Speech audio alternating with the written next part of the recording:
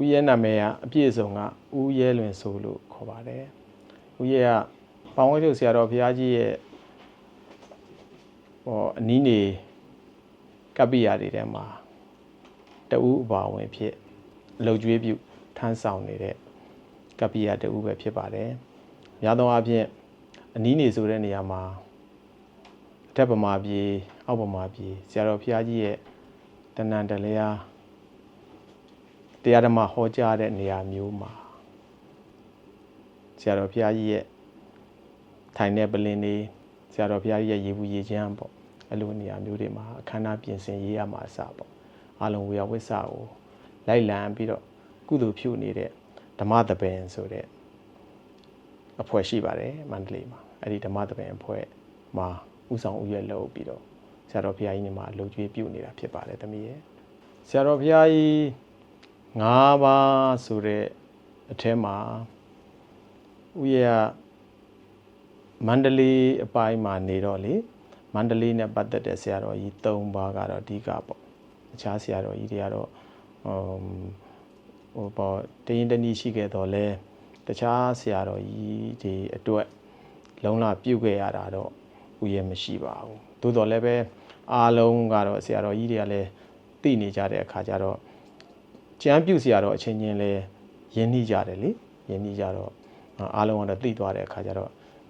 ယဉ်နှီးသွားကြတာပါအဲတော့အစပြောရမယ်ဆိုရင်တော့ဒီလိုဆရာတော်တွေနဲ့ယဉ်နှီးကြောင်းကတော့တကယ်တမ်းဥတီပေးတာတော့ခုပညာဘုံတက္ကသိုလ်ဒီပတိဆရာတော်ဖြစ်တဲ့ဘောင်းဝချုပ်ဆရာတော်ဘုရားကြီးပဲဖြစ်ပါတယ်ဘောင်းဝချုပ်ဆရာတော်ဘုရားကြီးကဒီပညာဘုံတက္ကသိုလ်တည်ထောင်ပြီးဆိုကြတဲ့ကတိုင်ပင်ပြစ်တာလေးတွေရှိတာပေါ့ဘုံဘုံကနေပြီးတော့ကိုရဲရေဘုံဘုံတို့တက္ကသိုလ်မှာအစီအစဉ်လေးတစ်ခုရှိတယ်အဟောင်းစုအသစ်ပြုဆိုတဲ့အစီအစဉ်လေးပေါ့အဟောင်းဆိုတဲ့နေရာမှာပိဋကသုံးပုံထဲမှာတိမ်မြုပ်ပျောက်ကွယ်နေတဲ့ပိဋကကျမ်းစာတွေကိုပေးမှုကြောက်စာမှုတွေဖြစ်နေတဲ့ကျမ်းစာတွေကိုပြန်လဲဖော်ထုတ်ဖို့အစီအစဉ်ပေါ့အဲ့ဒီဟာတွေကိုစုဆောင်းမယ်စုဆောင်းနိုင်ဖို့အတွက်စာသမားတွေလိုတယ်ပေါ့စာဆိုတာဟာစာသမားချင်းချင်းမှသိကြတာဖြစ်တယ်အဲ့တော့ယင်းဒီကြောင်းရှိဖြစ်သောဥရဲ့ပိုင်းရပေါ့ဖုံဖုံပိုင်းရပေါ့အဲ့လိုရှေ့ဆရာတော်ကြီးတွေတဲ့ကနေပြီးတော့စာအုပ်ပုံညာထဲမှာပဲတကုတ်ကုတ်ဒီစာပေအလုပ်တွေလုပ်နေတဲ့ဆရာတော်ကြီးတွေနဲ့ဆက်သွယ်ရအောင်ဆရာတော်ကြီးတွေနဲ့တင်းတနီးခင်မင်းအောင်ပေါ့နော်ဆရာတော်ကြီးရှိကိုမသိတာလေးတွေမေးရင်နဲ့အဲ့လိုချင်းကပ်ရတာပေါ့လေအဓိကတော့မန္တလေးမှာတော့ဒီခုမန္တလေးကကျမ်းပြုအကျော်တွေထဲမှာကန္နာယုံဆရာတော်ဘုန်းကြီးဥဝိဇ္ဇာနန္ဒာဘုရင်သားဆရာတော်ကြီးရဲ့နောက်ရှိမကဆရာတော်ဦးတည်ရိန်ဒရဲ့မဟာမင်းနဲ့ဆရာတော်ဥပညာနန္ဒရဲ့အဲ့ဒီဆရာတော်တွေအားလုံးကိုဥဆောင်ပေးနေတဲ့ဒီပါရေးဆရာတော်ကြီးဆိုတာရှိပါတယ်အဲ့ဒီပါရေးဆရာတော်ကြီးကနေပြီးတော့ဖုံဖုံနဲ့လဲရင်းနှီးပါတယ်ဘောင်းချုပ်ဆရာတော်ဘုရားကြီးဖုံဖုံဖြစ်တဲ့ဘောင်းချုပ်ဆရာတော်ဘုရားကြီးရဲ့ဘွဲတော်နဲ့လဲတူပါတယ်ဟိုကလဲဒီပါရေးဆရာတော်ဥနန္ဒမာလာဆရာလည်းဘောင်းချုပ်ဆရာတော်ဒေါက်တာနန္ဒမာလာပေါ့နော်အဲ့လိုဆိုတော့ဆရာတော်ဘုရားကြီးအချင်းချင်းလဲဟိုတော့ရင်းနှီးကြတယ်စာစကားပေစကားလဲအမြဲတမ်းလှမ်းပြီးတော့တိုင်ပင်လေးရှိတာကြောင့်ဒီပါရေးဆရာတော်ကနေစပြီးတော့အဲ့ဒီအဟောင်းစုအသစ်ပြုဆိုတဲ့အစီအစဉ်လေးကိုအစာဆွဲထုတ်လိုက်တာပေါ့ဆွဲထုတ်ရင်ဒါဆိုရင်တိမ်မြုပ်ပျောက်ကွယ်နေတဲ့ကျမ်းတွေကတော့ဘယ်ကျမ်းတွေဒါဆိုရင်ငါတို့အဲ့ကျမ်းတွေကိုဖော်ထုတ်ရင်ဘောင်းဝချုပ်ဆရာတော်ဘုရားကြီးကိုညီတိုင်းပဲပညာဘုံမိတက္ကသိုလ်တွေအဲ့ဒီကျမ်းတွေအဲ့ဒီအစီအစဉ်ကိုငါတို့အောင်မြင်လုပ်ပေးနိုင်မယ်ဆိုပြီးတော့ဒီဘာအေးဆရာတော်ကနေစတင်လမ်းဖွင့်ပြီးတော့ဦးရဲတို့တိုင်ပင်ပြီးတော့အဲ့ဒီအစီအစဉ်လေးကို လုပ်ငန်းစလိုက်ကြတာပါအဲ့ဒီဆောင်းပါးလေးဖြစ်ပေါ်လာပုံကလည်းအဲ့ကျမ်းဟိုပေါ့အဲ့ကျမ်းပြူဆရာတော်တွေနဲ့တွိုင်းလာရင်ပေါ့သမီးမှတ်မှတ်မိမိဖြစ်တာလေးရှိတယ်ဟိုခုနကဥရဲ့ပြောသလိုဒီဆရာတော်ကြီးတွေနဲ့တရင်တနည်းရှိအောင်ဥရဲ့ဘက်ကကြိုးစားပေးရတယ်ဆရာတော်ဖျားကြီးတွေနဲ့ပတ်သက်လို့ဥရဲ့ကဒီကျမ်းပြူဆရာတော်တွေနဲ့ပတ်သက်လို့ဥရဲ့ကူညီနိုင်တာဥရဲ့လှုပ်ဆောင်နိုင်တာကကျမ်းပြူဆရာတော်တွေရဲ့ခုကျမ်းပြူနေတဲ့စာတွေကိုဥရဲ့ကဟိုပါဠိဘာသာတွေကိုတက်ကျွမ်းလို့နားလည်လို့တော့မဟုတ်ဘူးဒီကျမ်းတွေဘယ်မှာရှိမယ်ဘယ်နေရာကိုသွားရမယ်စာရှာထွက်တဲ့ခရီးစဉ်ပေါ့နော်များသောအားဖြင့်ဟိုလိုပြောရမယ်ဆိုရင်ခုဥယျာဉ်နဲ့ရင်းနှီးတဲ့ဟိုကျမ်းပြူဆရာတော်ကြီးတွေဟာဟိုကိုကျောင်းထဲမှာပဲစာဝတကုတ်ကုတ်လုံရင်းနဲ့ကျမ်းပြူနေကြတာဖြစ်တော့ဟိုသွားရည်လာရေးအစင်မပြေမှုလေးတွေရှိတယ်ပေါ့သမီးရဲ့အဲ့ဒီသွားရည်လာရေးအစင်မပြေမှုလေးတွေကိုဥယျာဉ်ဖြေရှင်းပေးရတယ်ဆရာတော်ဖျားကြီးတွေရဲ့ဟိုပေါ့ရှားလာလို့ရပြီပေါ့ပေတုပ်ကြီးတစ်ထုပ်တွေ့လာပြီပေါ့အဲ့ဒီပေတုပ်ကြီးကျောင်းတစ်ကျောင်းမှာတွေ့တယ်ပေါ့ဥမာဟိုစကိုင်းတောင်ရိုးကိုသွားရင်ဟိုစာတွေများများရှိတဲ့ကျောင်းတစ်ကျောင်းကိုသွားရတယ်အဲ့ဒီဆရာတော်နဲ့တရင်တနည်းခွင့်တောင်းရတယ်ခွင့်တောင်းပြီးလို့ချင်းအဲ့ဒီဆရာတော်ရဲ့စာကြည့်တိုက်ကိုရှာခွင့်ပေါ့ကွာစာကြည့်တိုက်ကိုကြည့်ခွင့်ပေါ့အဲ့ဒါစာကြည့်တိုက်တကားကိုဖွင့်ပေးတယ်စာအုပ်ဗီဒီယိုတွေဖွင့်ပေးတယ်ဆိုအဲ့ဒီကပေတုပ်တွေကိုခဏလေးငှားပါဟုတ်လားဒီကျမ်းလေးကိုဒီကျမ်းနဲ့ပတ်သက်လို့စိတ်ဝင်စားတယ်ဒီကျမ်းနဲ့ပတ်သက်လို့ဟိုဒါပေါ်ဆရာတော်ဖျားကြီးရဲ့တက္ကသိုလ်အတွက်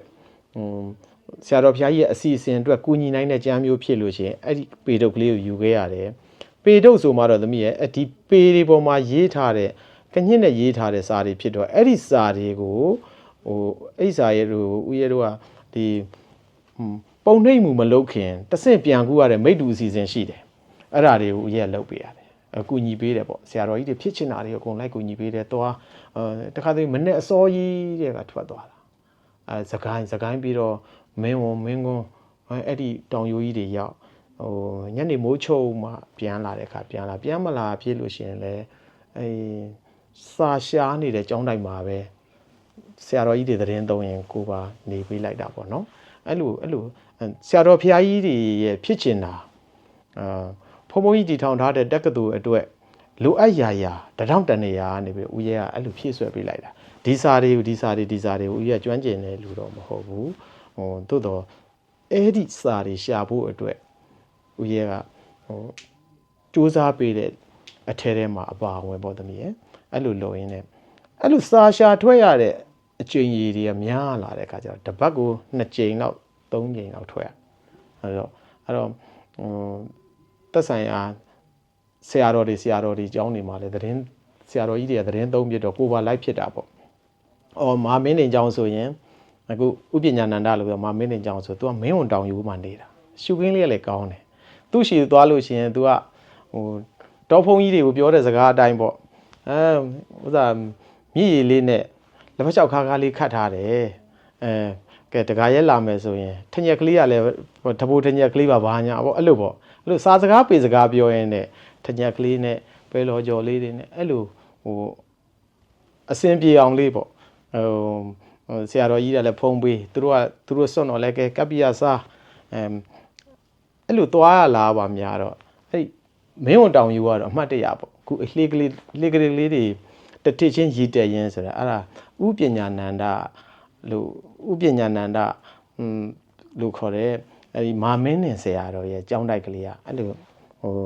ဟိုပေါ့ကျောင်းတိုက်အစ်စ်တီကာစာလေးဆိုတော့ထလက်တဲလေးနဲ့နေတာထရံကာလေးနဲ့ထလက်တဲလေးနဲ့လှေကလေးကလေးနဲ့အဲ့လိုလှုပ်ထားတာဆိုပြန်လာပြီဆိုဆရာတော်တွေရဲ့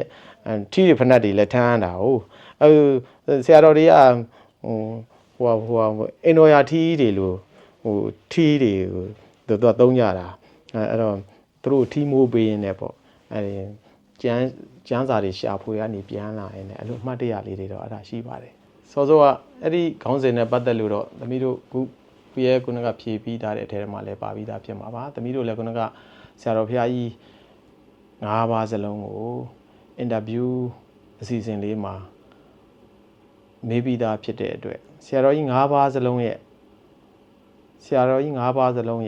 ပညာတွေတတိတွေလုံလတွေဝရိယစွမ်းအားတွေကတော့အမခန်းစရာပါပဲစာအုပ်စာပေအဟောင်းတစ်ခုကိုရှားတာတော့မလွယ်တာသမီးရဲ့နော်ဒီ paper တွေကနော်စာဟောင်းစာမွန်စာကောင်းတွေကိုရှားရတယ်ခုနကဆရာတော်ကြီးကဏ္ဍဝန်ဆရာတော်ကြီးမိန့်သွားတာဆိုရင်သမီးတို့အားလုံးကြားမှာပဲအာကျုပ်ဆရာတော်ကြီးရတယ်မြန်မာတင်မဟုတ်ဘူးကဘာကိုချပြကျင်တာငါတို့မြန်မာပြည်မှာအဲ့ဒါလို့ရှာနိုင်ဖွေနိုင်တဲ့စာအုပ်ပုံကြားထဲမှာကျမ်းစာပေစာတွေကိုမှွေနိုင်နှောက်နိုင်တဲ့ဒီလိုဆရာတော်တွေရှိသေးတယ်ဆိုတာကိုပြချင်တာအဲ့တော့သူတို့ရဲ့အချို့အားဖြင့်ပြောရရင်တော့ဆရာတော်ဘုရားကြီးတွေရဲ့တတိတွေပညာတွေလုံလတွေဝရိယစွမ်းအားတွေကြောင့်ဒီစာပေတွေဖြစ်လာတာအဲ့ဒီစာပေတွေဖြစ်လာဖို့အတွက်အဓိကတော့ချက်ကတော့ဆရာတော်တပါးချင်းရဲ့ကျမ်းစာတွေအားလုံးကြည့်လိုက်လို့ရှိရင်ကျမ်းပြုစုထားတဲ့စာအုပ်ကြီးတွေကိုကြည့်လိုက်လို့ရှိရင်နှစ်ပေါင်း100အောက်တပါးမှမပါအားလုံးနှစ်ပေါင်း100အထက်နှစ်ပေါင်း385နှစ်တို့358နှစ်တို့တောင်ပါတယ်နော်အဲ့ဒါလို့တိမ်မြုပ်ပြောင်းွယ်နေတဲ့ကျမ်းဟောင်းကြီးတွေကိုဘောင်ရုပ်ဆရာတော်ဘုရားကြီးရဲ့တည်ထောင်ထားတဲ့ပညာဘုံကြီးတက္ကသိုလ်ရဲ့ကျေးဇူးနဲ့အားလုံးသိခွင့်ရပြီဆိုတဲ့အတွက်အဲ့ဒီသိဖို့ရာအထောက်အကူအမဖြစ်အောင်တောင့်တနေရနေပြီးတော့ဝိုင်းဝန်းပံ့ပိုးပေးရတဲ့အတွက်ဒီကျမ်းစာတွေဟာတန်ဖိုးမဖြတ်နိုင်လောက်အောင်အရေးပါတယ်လို့ပဲဦးရဲအနေနဲ့ပြောချင်ပါတယ်